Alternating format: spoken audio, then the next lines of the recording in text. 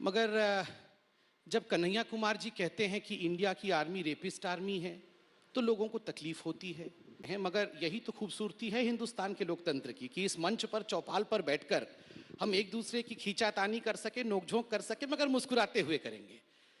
कन्हैया कुमार जी जब कहते हैं, और मैं तमाम अखबारों की कटिंग प्रूफ के साथ भी लेकर आया हूं कि इंडिया की आर्मी रेपिस्ट आर्मी है, कश्मीर में रवांडा में जिस प्रकार 1000 महिलाओं का रेप आर्मी ने उनके कंट्री के किया था, ठीक उसी प्रकार कश्मीर में हमारी आर्मी महिलाओं का रेप करती है, तो तकलीफ होती है और लगता है कि ऐसी शिक्षा नहीं होनी चाहिए।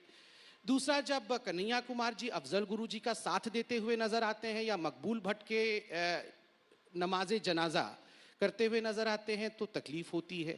और ये केवल कन्हैया जी के लिए व्यक्तिगत रूप से नहीं है, कन्हैया जी तो एक सोच के व्यक्ति हैं और उस तमाम सोच के लिए है।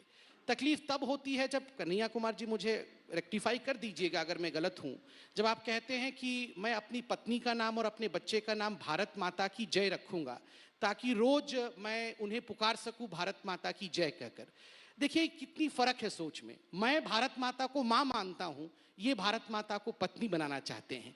तो मैं नहीं चाहता हूं कि भविष्य में ऐसा भी कोई व्यक्ति हो जो मेरे भारत मां को पत्नी बनाना चाहे। मेरी भारत मां मेरी मां है। फर्क है, इन सोच में फर्क है और ये सोच यहाँ एक्सप्रेस होना चाहिए। सोच को कुचलना है या सोच को सोच से जवाब देना है? देखिए मैं आपके सामने खड़ा जी, आप 5 बजे से लेकर के 10 बजे तक रोज टीवी में बोलते हैं, थोड़ा आज हमको बोलने दीजिएगा। बोलिए ना। पहली बात तो ये है कि आप जब बोलते हैं ना मुस्कुराना, एक होता है जबरदस्ती का, एक होता है ह्यूमर से मुस्कुराना। अच्छा, तो ह्यूमर को समझिए। हाँ हाँ बिल्कुल बताइए। अब जो मैं सवाल आप उठा रहे हैं उसका जवाब मैं आपको देता हूँ। पहली बात, आपके घर से कोई शहीद हुआ है? मरा है कोई सीआरपीएफ में?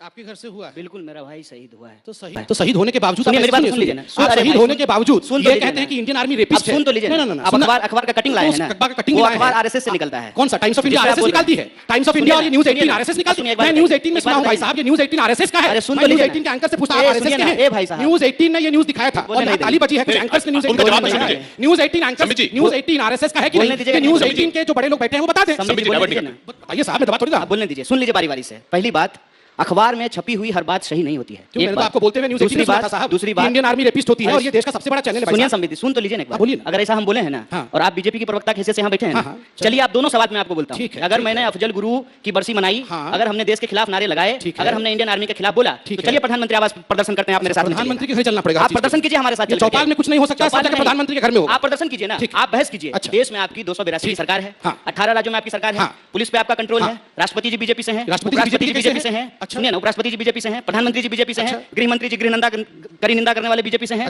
हम आपसे पूछते हैं कि चार्जशीट क्यों नहीं हो रहा है? और चार्जशीट नहीं हो रहा तो आप चलिए हमारे साथ प्रदर्शन करने के लिए। हम आपके साथ चलेंगे प्रदर्शन। अभी चलेंगे। देखिए, बतौलेबाजी करना एक बात होता है, मैं पढ़ूंगा तथ्य के साथ। आप बतौलेबाजी तथ्य के साथ बोलिए।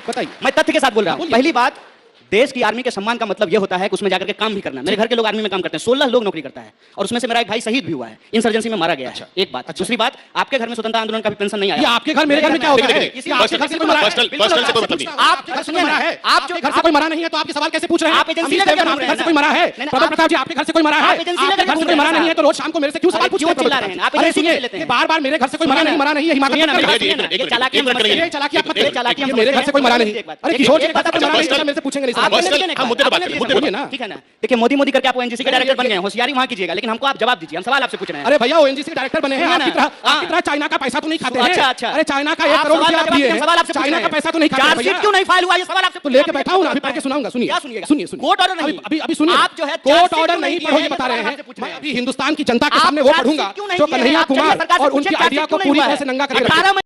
पेटेंट इनके पास है, राम मंदिर का पेटेंट इसके पास है, चाइना का तो आपके पास है, रशिया का तो आपके पास है भैया। ऐसा नहीं है। जितना एजेंसी आप लेकर के घूम रहे हैं ना, उससे ज्यादा एजेंसी देश में दूसरे लोगों के पास। चलिए, आप कभी गाय पाले नहीं होंगे, गाय भी आप पाले हैं, गोबर भी आप उठाए हैं, शहीद भी आप हुए हैं। हम तो मंगल ग्रह से आए हैं। हम बिल्कुल मंगल ग्रह से आए। बोल रहे हैं आप। अरे भैया, गाय भी आप, आपके घर से कोई शहीद हुआ है?